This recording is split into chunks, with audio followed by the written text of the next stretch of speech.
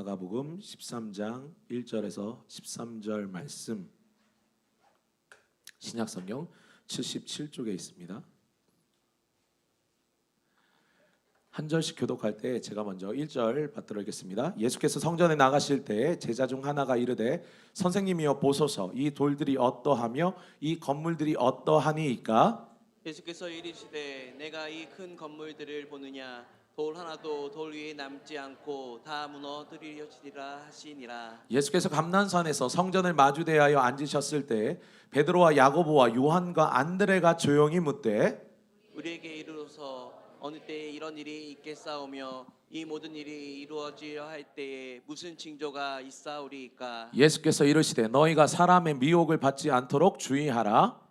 많은 사람이 내 이름으로 와서 이르되 내가 그라하여 많은 사람을 미혹하리라. 난리와 난리의 소문을 들을 때 두려워하지 말라. 이런 일이 있어야 하되 아직 끝은 아니니라.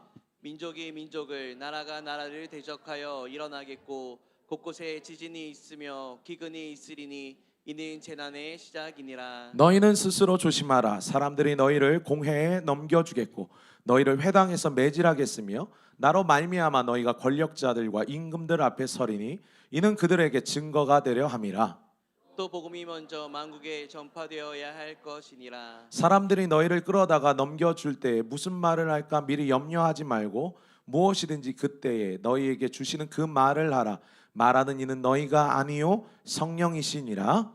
형제가 형제를 아버지가 자식을 죽는 데에 내주며 자식들이 부모를 대적하여 죽게 하리라. 함께 봅니다. 또 너희가 내 이름으로 말미암아 모든 사람에게 미움을 받을 것이나 끝까지 견디는 자는 구원을 받으리라. 아멘. 이 시간 이재한 목사님 나오셔서 말씀 전해 주시되 여러분 큰 은혜 받으시기 바랍니다.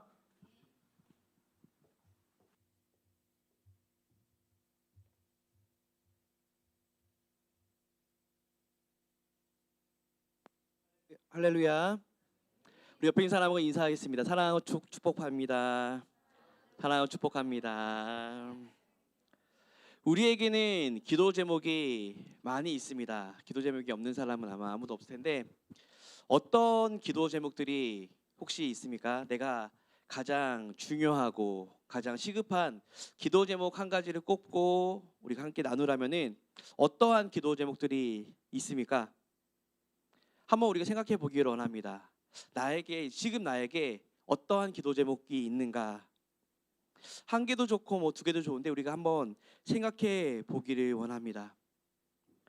우리는 살아가면서 주님께 구해야 할 것들이 많이 있습니다. 그런데 어떠한 것에 가치와 소망을 두고 사는지 사실 우리가 생각한 그 기도 제목에 묻어져 나오고 있습니다.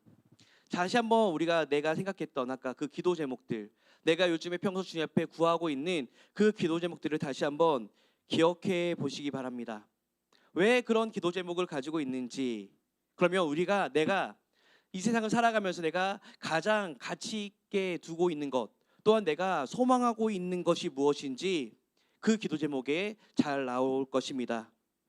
오늘 말씀은 종말에 관한 말씀입니다. 결론부터 말씀드리면 종말의 때에 끝까지 믿음을 잃지 말고 견뎌라라는 것입니다. 그런데 어떻게 우리가 믿음을 잃지 않고 견딜 수 있는가? 우리가 어떻게 이 환난의 때에 어떻게 하나님의 말씀만을 붙들고 살 수 있는가?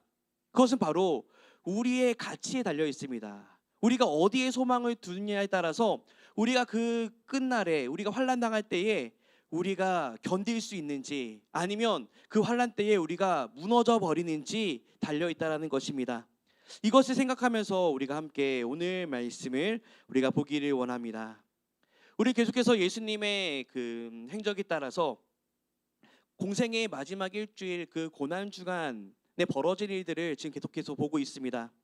오늘도 우리가 함께 볼 말씀은 고난 주간 마지막 예수님께서 보낸 그 일주일 사이에 화요일에 일어난 일들을 보고 있는데 많은 일들을 하셨습니다. 화요일에 행하셨던 일들 중에 보면 아침에 예루살렘으로 올라가시면서 어제 저주하셨던 무화과 나무가 마른 것을 보시고 기도와 용서에 관해서 교훈하셨습니다. 그리고 예루살렘 성전에 올라가셔서 종교 지도자들과 수많은 논쟁을 하셨습니다. 그리고 우리가 지지난주에는 그 가난한 여인이 하나님 앞에 드린 2렙돈의 헌금을 드리는 것을 보고 그 믿음을 칭찬하신 것, 이것이 모두 다 화요일에 일어났던 일입니다. 그리고 오늘 본문은 이제 날이 저물 때가 되어서 성전을 나가시다가 일어난 일입니다. 1절에 보면 성전을 막 나갔을 때 제자 중 한 사람이 예수님께 이 성전, 즉 예루살렘 성전은 참 대단하지 않습니까? 하면서 예수님의 생각을 묻습니다. 우리가 여기서 알아야 될 것은 예루살렘 성전에 대해서 알아야 되는데, 예루살렘 성전은 총 3차례 다시 지어졌습니다. 1차 성전은 솔로몬이 지은 성전이었습니다. 다윗이 준비하고 우리가 잘 알다시피 솔로몬이 지은 성전입니다. 근데 이 솔로몬이 지은 성전 누구에 의해서 무너졌죠? 우리 중고등부 학생들은 잘 알 것 같은데, 우리 중고등부 회장 하은아, 어느 나라에서 우리 남유다가 멸망했니? 네, 바벨론이라고 대답해요. 바벨론에 의해서 무너졌습니다. 우리 박수 한번 쳐주세요. 우리 중고등부 실력입니다. 네. 그러면 바벨론은 또 어떤 나라에서 무너졌지, 하은아? 바벨론은 어느 나라에 의해서 또 멸망당했지? 예, 바사라고 대답했습니다. 예. 예, 페르시아 바사에서 멸망을 당했습니다. 그리고 이 바사의 초대왕 고레스가 이 이스라엘 유대인들을 귀한 영을 내립니다. 다 돌아갈 수 있도록 허락해줘요.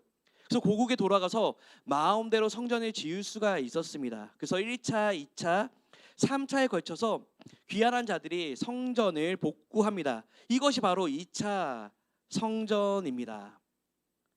이렇게 2차 성전은 바벨론에서 귀환한 백성들이 수룹바벨을 중심으로 해서 지은 성전입니다.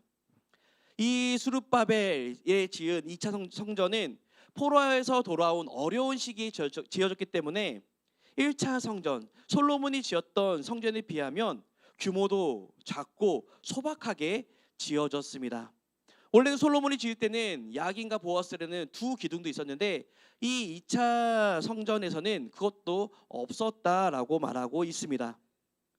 그런 상황에서 이제 예수님 시대가 되었을 때, 예수님 당시에 헤롯 대왕이 3차 성전을 짓습니다. 헤롯 대왕이 이 성전을 다시 증축한 이유는 어떤 믿음 때문이 아니라 정치적인 이유로 지었습니다. 본래 헤롯은 유대인이 아니라 에돔의 후예인 이둠의 출신이었기 때문에 이 유대인들은 그를 왕으로 인정하지 않았습니다.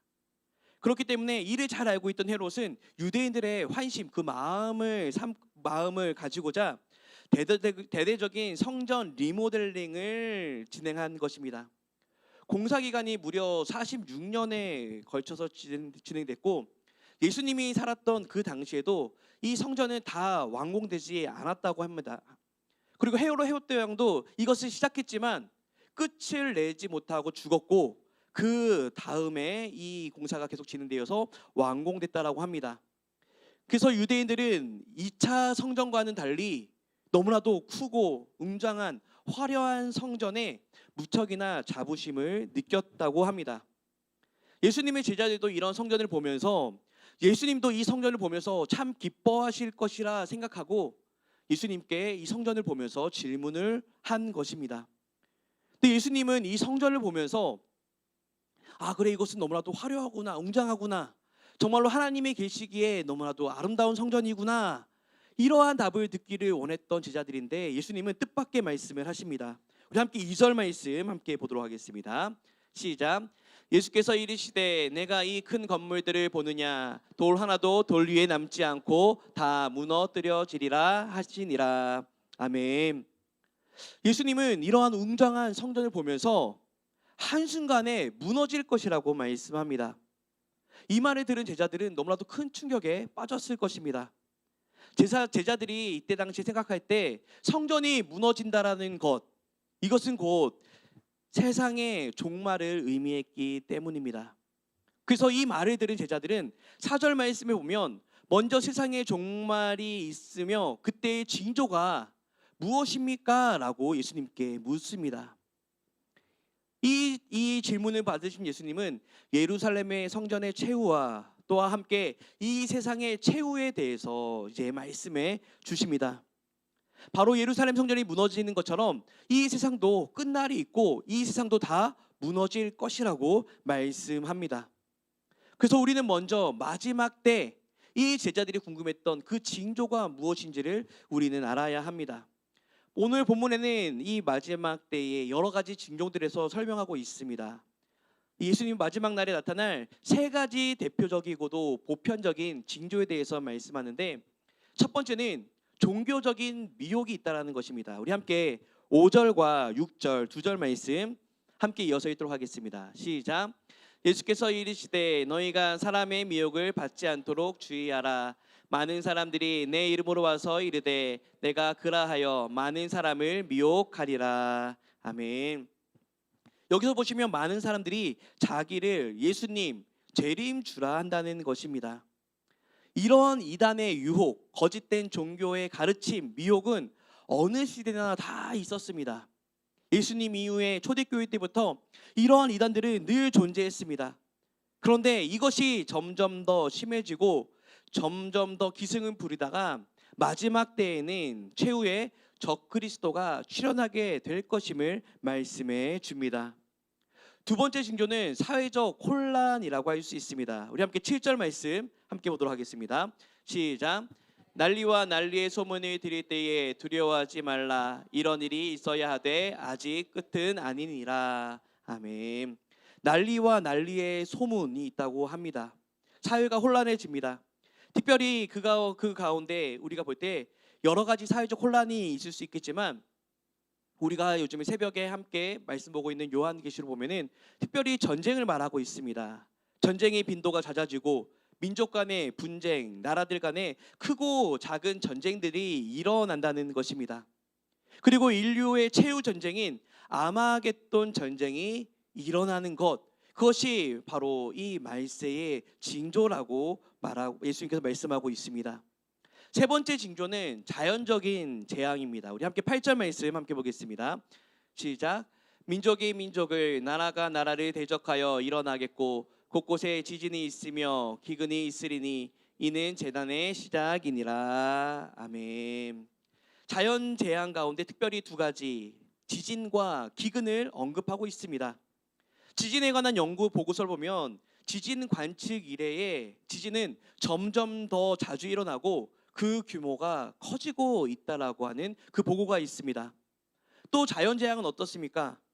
우리나라만 하더라도 올해 장마가 사라졌습니다.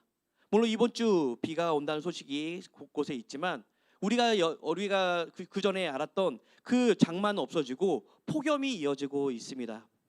외국종인 러브버그가 이제 기승을 부리다가 사라지는 이슈에 이어서 이제 미국 흰불나방 그 개체수가 늘어나고 있다는 기사도 있습니다.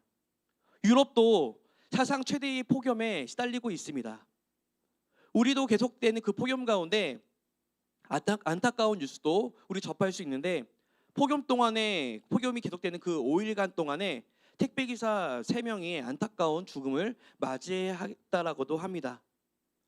이제 어쩌면 우리 가운데 이 여름에는 폭염으로 인해서 또 겨울에는 폭설로 인한 이런 뉴스들이 사실 이제 놀랍지 않고, 아 그랬어? 그런 일이 있어? 이렇게 넘어가는 그 시대가 된 것 같습니다. 물질적으로는 우리가 더 풍요로워지고 잘 살게 되었는데 여러 가지 자연재앙으로 죽어가는 사람들, 또한 고통 가운데 있는 사람들은 어쩌면 점점 더 늘어나고 있는 시대를 살고 있습니다. 우리가 지금 말씀드린 이 세 가지 징조가 있으면 마지막 때라는 사실을 기억해야 한다라고 예수께서 말씀하십니다. 그런데 우리의 이 시대를 보면 어떻습니까? 이 세 가지 징조가 다 있지 않습니까? 종교적인 미혹, 사회적인 혼란, 자연적 재앙. 이것을 우리가 살아가고 있는 이 시대가 바로 종말의 시대라고 말씀하고 있습니다. 종말은 먼 미래에 언젠가 일어날 일이 아니라 바로 지금이 종말의 시대임을 우리는 알아야 할 것입니다. 그렇기 때문에 우리는 지금 이 시대에 언제 세상이 끝나도 전혀 이상하지 않는 시대, 예수님께서 오늘 지금 이 땅에 오셔도 재림하셔도 전혀 이상하지 않은 시대가 되었음을 우리는 기억해야 될 것입니다. 그런데 7절 말씀을 다시 보면 아직 끝은 아니니라 라고 말씀합니다. 이런 징조가 일어나면 우리가 마지막 종말의 시대를 살아가고 있음을 기억해야 한다는 말씀입니다. 그렇지만 인류의 마지막 최후 끝은 아직 아니라고 말씀합니다. 그리고 8절 말씀 다시 보면 이런 영적인 미혹과 전쟁과 기근이 있다는 것은 바로 재난의 시작이라고 말씀합니다. 다시 말하면 마지막 종말의 때가 시작되었다라는 그 사실입니다. 이런 종말의 징조들은 더욱더 기승을 부리고 더 그 마지막은 극에 달할 것입니다.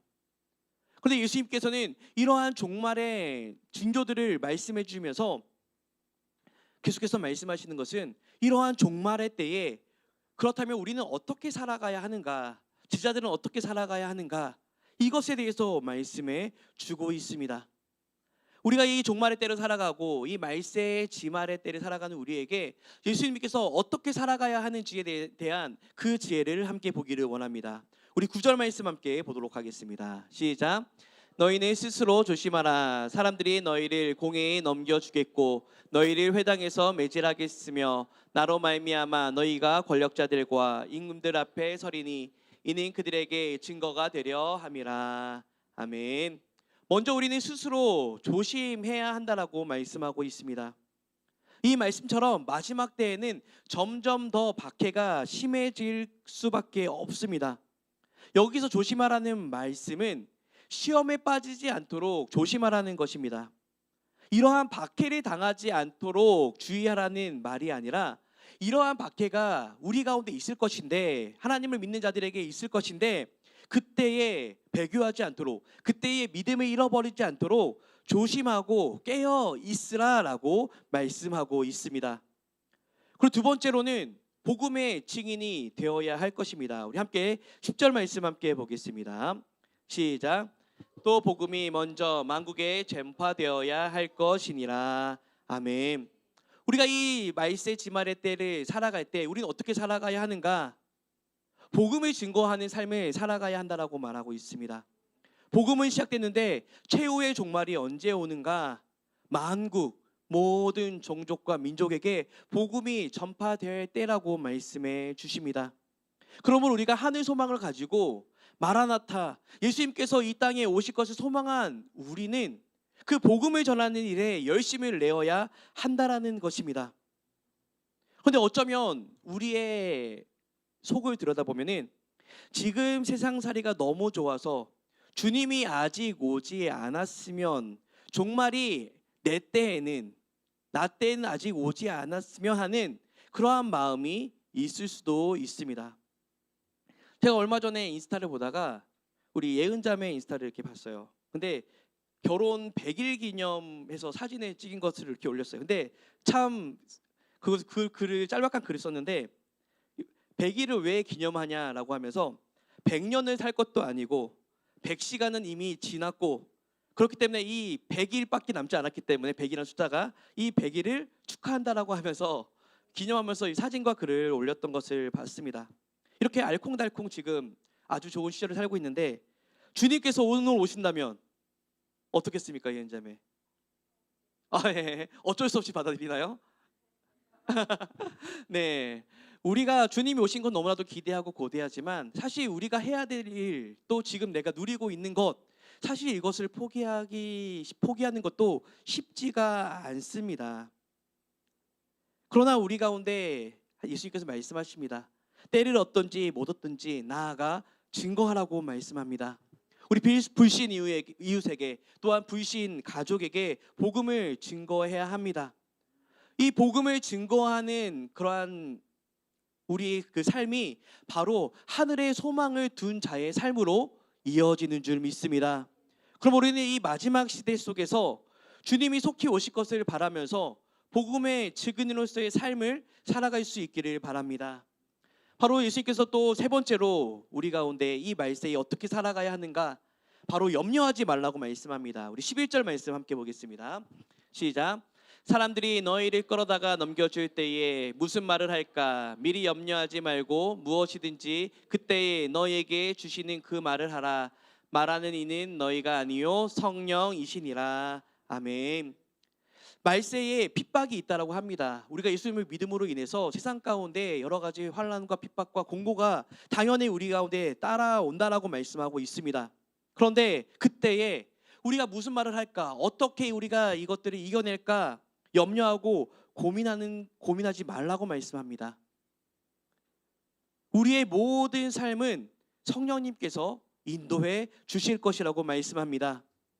이는 단순히 우리의 말만 해당하는 것이 아니라 우리의 일상 속에서 어떠한 고난 속에서 어떠한 어려움 속에서도 염려하지 말고 성령 하나님을 의지하라고 말씀하고 있는 것입니다. 왜냐하면 우리가 믿고 따르는 그 성령 하나님은 우리를 인도해 주시는 분이기 때문입니다. 예수님께서는 마지막으로 이 말세에 살아가는 우리 가운데 끝까지 인내하라고 말씀합니다. 우리 13절 말씀 함께 보겠습니다. 시작. 또 너희가 내 이름으로 말미암아 모든 사람에게 미움을 받을 것이나 끝까지 견디는 자는 구원을 받으리라. 아멘. 환난을 당하면 대부분의 사람들이 포기를 합니다. 포기할 수밖에 없습니다. 그런데 주님은 그러한 상황 가운데 우리 가운데 끝까지 견디라고 말씀합니다. 우리가 여러 가지 예화를 볼 때 일제강점기 시대에 또 6.25 사변 때 기독교가 많은 핍박을 받았습니다. 그때 믿음과 목숨을 맞바꾼 사람들이 참 많았습니다. 우리는 이런 상상을 많이 합니다. 내가 만약 그때의 내가 되어서 내가 그러한 질문을 받고 내 목숨과 내 믿음을 가지고 선택하라고 할 때 과연 나는 무엇을 선택하겠는가? 예수님의 사진을 바닥에 놓고 이것을 밟고 지나가면 예수님을 모욕하고 예수님을 욕하고 지나가면 살려주지만 그렇지 않으면 죽이겠다라고 하는 그 상황 속에서 총을 들어 들이대는 그러한 상황 속에서 우리는 무엇을 선택할 것인가? 참 쉽지 않습니다. 솔직히 저도 쉽지가 않습니다.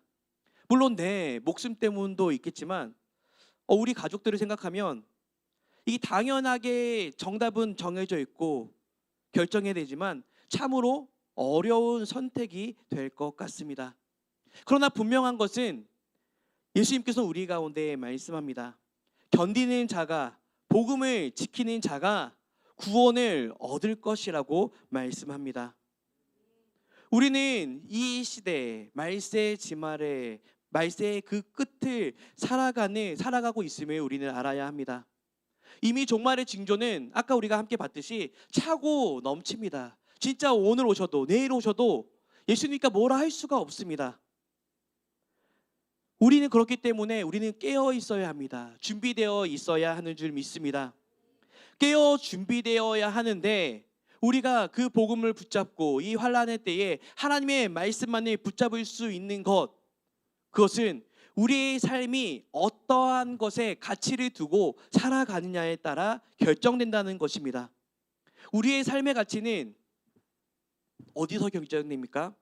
우리가 평소에 바라고 우리가 평소에 내가 중요하다고 생각하는 것, 내가 평소에 관심 있고 내가 더 깊이 있게 파고 있는 것, 이것이 우리의 가치가 될 것입니다. 대학을 가야 하는 우리 고등학생들에게는 그들의 가치는 공부와 성적, 학교에 있을 수밖에 없습니다. 만약에 돈은 많아요. 그런데 건강이 나쁩니다. 그러면 그들의 가치는 건강에 초점이 맞춰질 수밖에 없습니다. 결혼을 해야 하는데 집을 해결해야 됩니다. 지금 집값이 뭐 이제 앞으로 잡힐 거라도 하지만 계속 오르고 있는 추세입니다. 아파트 국민평형이 7, 8억 하는 시대입니다. 7, 8억 있으신 분 있습니까? 없죠. 돈이 내 삶의 가치가 되어버립니다. 돈이 많이 주는 직장을 갈 수밖에 없습니다. 가치라는 것은 내가 얼마나 중요하게 여기며 살아가느냐, 이것을 의미하는데 우리의 가치, 우리의 소망이 하늘에 있다면 어떻게 되겠습니까? 우리의 가치가 하늘에 있고 말씀에 있고 예수 그리스도에 있다라고 할 때 우리 가운데 돈 걱정, 또 건강 걱정, 우리의 미래 걱정 이것이 없어집니까? 없어지지 않습니다. 동일하게 우리 가운데 삶의 문제로 다가옵니다. 그러나 우리의 가치가 하늘에 있을 때, 예수 그리스도에 있을 때 우리는 그런 세상의 것에 매여 살지 않습니다. 돈이나 건강, 스펙 이것이 정말로 중요하지만 더 중요한 가치가 따로 있음을 우리는 깨닫게 됩니다. 그래서 우리는 물론 우리 이 세상을 살아가는데 돈도 필요하고 우리가 미래를 준비해야 되지만 그보다도 훨씬 더 중요한 하늘의 소망을 품고 살아갈 수 있는 그런 믿음의 사람이 될 수 있다는 것입니다. 그렇기 때문에 우리가 하늘의 소망을 품고 있기 때문에 우리가 일하고 있는 것에서 내 그 가치와 맞지 않는다라면 바꿀 수 있는 거예요. 그 가치와 맞지 않기 때문에 내가 돈을 포기할 수도 있는 것입니다. 우리는 이 내 가치가 어디에 있는지 다시 한번 돌아볼 수 있기를 바랍니다. 우리 모두는 하늘 소망의 그 가치를 우리 마음 가운데 품고 계신 줄 믿습니다. 근데 오늘 말씀에서는 내가 가지고 있는 그 가치, 그 믿음, 그 소망을 끝까지 포기하지 말고 견디라라고 말씀합니다. 어떤 상황 속에서도 환난과 핍박과 어려움 속에서도 오직 주님만을 바라보라고 말씀하고 있습니다. 우리는 복음이라고 생각할 때 이 복음, 가스펠, 또 복된 소식이라고 하면서 우리는 이 복음을 기분 좋게 받아들입니다. 그런데 이 복음에 관한 그 깊이와 무게를 관가할 때가 너무나도 많이 있습니다. 이 복음을 단순히 내가 좋아하는 그 스타일 중에 하나 이렇게 여길 때가 있습니다. 이런 우리의 삶의 태도는 어려운 상황과 힘든 일, 세상의 환난과 핍박이 우리 가운데 다가왔을 때 이 말세 때의 세상 속에서 흔드는 우리의 그 신념 속, 우리 그 세상 속에서 우리는 우리의 믿음을 포기하고 세상을 더 붙들 수밖에 없게 만듭니다.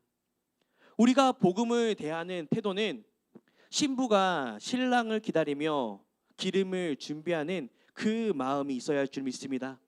늘 깨어서 부족함 없이 기다리며 소망하는 그 믿음입니다. 신랑을 기다리는 신부의 소망이 어디에 있습니까? 그 신부의 소망은 신랑에게 있습니다. 그 신랑이 언제 오나, 오늘 오나 내일 오나 기다리면서 계속해서 기름을 채워가고 그 신랑이 왔을 때 부족함 없는 모습으로 계속해서 준비할 수 있는 것은 그 신랑에게 소망이 있기 때문입니다. 그렇기 때문에 끝까지 참고 기다리고 인내할 수 있는 것입니다. 우리의 삶은 어떤 가치를 추구하고 무엇을 소망하고 있습니까? 하나님의 말씀에 소망을 두고 복음을 우리가 진정으로 따를 때 우리도 이 말세 지말의 때에 끝까지 견디어 낼 수 있는 그 믿음이 우리 가운데 있을 줄 믿습니다. 온전한 믿음으로 우리가 끝까지 견디어 우리에게 약속하신 그 구원, 끝까지 견디는 자에게 구원을 주시겠다라고 약속하신 그 구원을 이루어낼 수 있는 저와 여러분이 되기를 간절히 부탁드립니다. 우리 함께 기도드리겠습니다. 사랑이 많으신 주님 감사합니다. 오늘도 주일 3부 온세대 예배를 통하여서 찬양 받으시고 영광 받아주시며 우리 가운데 말씀하여 주심에 감사드립니다.